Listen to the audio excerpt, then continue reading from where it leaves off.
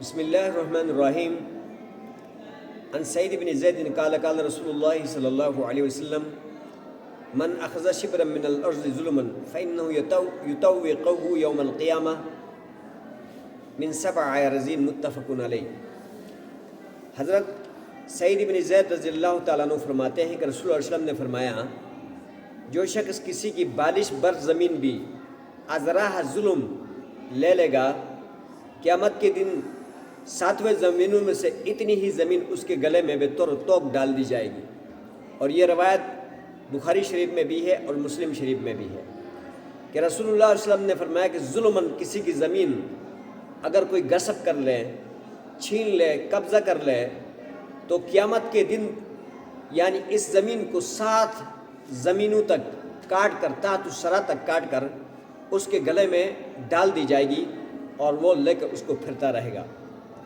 7 ارضین یعنی 7 زمینوں میں سے اتنا ہی حصہ اس غاصب کے گلے میں بے طور توق ڈال دیا جائے گا۔ اس جملے کے 2 مفہوم ہیں۔ پہلا مفہوم یہ کہ 7 زمینوں میں سے بے مقدار غصب کاٹ کر غاصب کے گلے میں توق کر دیا جائے گا۔ دوسرا مفہوم یہ ہے کہ غاصب کو غصب کردہ زمین میں 7ویں زمین نیچے تک دسایا جائے گا، تو غصب کردہ حصہ اس شخص کے گلے کا توق بنے گا اور اس کو چکر لے گا۔ ایک مطلب یہ بھی ہے کہ غاصب کو زمین اٹھانے پر مجبور کیا جائے گا۔ اس حدیث سے مسلمانوں کو یہ تعلیم دی جا رہی ہے کہ غصب ایک سنگین جرم ہے۔ اسلام امن و آتشی کا مذہب ہے اور اس میں ہر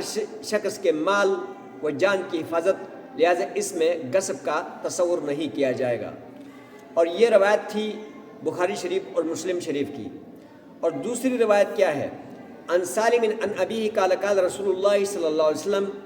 من اخذ من الارض شیئا بغیر حقی خسف به یوم القیامہ الی 7 ارضین۔ حضرت سالم رضی اللہ تعالی عنہ اپنے والد مکرم سے نقل کرتے ہیں کہ انہوں نے رسول کریم صلی اللہ علیہ وسلم کا یہ ارشاد گرامی بیان کیا، جو شخص زمین کا کوئی حصہ بھی ناحق لے گا، یعنی کسی زمین کا کوئی بھی قطعہ ازراہ ظلم و زبردستی لے گا، تو قیامت کے دن اسے زمین کے ساتھ 7ویں طبقے تک دسایا جائے گا، یعنی اسی زمین کے 7ویں حصے تک اس بندے کو دسایا جائے گا۔ اور یہ روایت بخاری شریف کی ہے جو سالم کے طریق سے منقول ہے۔ اور دوسری روایت جو ہے نا، یہ یعلا بن مرہ رضی اللہ تعالیٰ عنہ فرماتے ہیں کہ سمعت رسول اللہ صلی اللہ علیہ وسلم سے میں نے سنا، یقول فرما رہے کہ من اخذ ارضا بغیر حق کیا، یعنی جس نے کسی کی زمین کو بغیر کسی حق کے لے لیا تو کلف اس کو مکلف بنایا جائے گا قیامت کے دن کہ ان یحمل ترابها المحشر، کہ جو ہے کیا نام ہے، اسے حشر کے دن اس بات پر مجبور کیا جائے گا کہ وہ اس زمین کو ساری مٹی اپنے سر پر اٹھائے گا۔ تو کیسے اٹھائے گا؟ وعنہ قال سمعت رسول اللہ صلی اللہ علیہ وسلم، اور اسی یعلا بن مرہ سے مروی ہے کہ وہ فرماتے کہ میں نے رسول اللہ صلی اللہ علیہ وسلم سے سنا ہے کہ یقول فرما رہے تھے کہ ایما رجل ظلم شبرا من الارض، کوئی بھی آدمی اگر ایک بالش زمین بھی ظلماً اگر کسی کی غصب کر لے، چھین لے، قبضہ کر لے، دبائے، تو کلفہ اللہ عز وجل، اللہ سبحانہ و تعالیٰ اس کو مکلف کرے گا کہ ان یحفرہ، کہ اس کو کھودے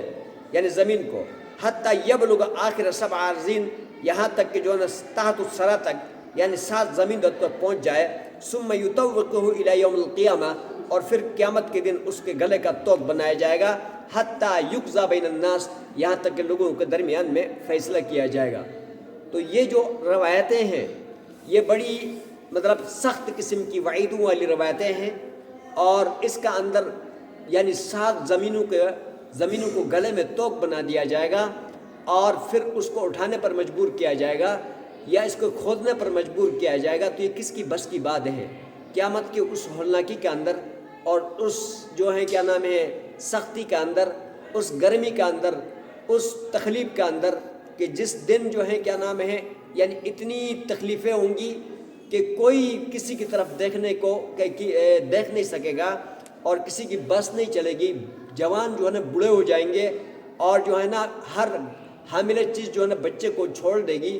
اور مختلف قسم کے تکلیفوں میں، مشقتوں میں، پریشانیوں میں مبتلا ہوگا۔ اور جب اس زمینوں کے دبانے والے اور زمینوں کو جو ہے نا غصب کرنے والے، زمینوں کے چھیننے والے، قبضے کرنے والوں کو جب اس قسم کے یعنی مکلف کیا جائے گا، مجبور کیا جائے گا کہ یہ تمہیں کرنا ہے، تو یہ اس کے لیے ایک بہت ہی مشکل ترین مرحلہ ہوگا۔ تو اس لیے تمام مسلمانوں سے میری گزارش ہے کہ ایک دوسروں کی زمینیں نہ دبائیں اور زمینیں نہ چھینیں، زمینوں پر قبضہ نہ کریں، جو اپنا ہے وہ لے اور جو کسی کا ہے ان کو دے، اس لیے کہ یہ کائنات کو کوئی نہیں کھا سکا ہے، زمینوں کو کوئی نہیں کھا سکے ہیں، صرف 2 گز زمین جو ہے ہم سب کے لیے ضرورت ہے، اس کے علاوہ کوئی ہمارا کام نہیں آئے گا۔ اور تو اس سے جائے کہ مطلب زمینوں کی پراپرٹیاں بنا کر تھوڑا عرصے کے لیے مال بنا کر پھر قبر اور قبر کے بعد جو مراحل ہیں وہ جو ہے نا مشکل ترین گزر جائیں گے۔ اس سے بہتر ہے کہ یہ ہے کہ ہم کسی کی زمینوں کو نہ دبائیں۔ یہ وعید نبی علیہ الصلوۃ والسلام جس کو ہم مانتے ہیں، جس کو پوری دنیا مانتی ہے، اسی نے فرمایا ہے۔ یہ کوئی لیلا مجنون کی قصے اور کہانیاں نہیں ہیں، قرآن کی یعنی احادیث ہیں سیاست کی اور بخاری اور مسلم کی۔ تو پلیز جو ہے کیا نام ہے ایک دوسروں کے زمینوں کو نہ دبائیں۔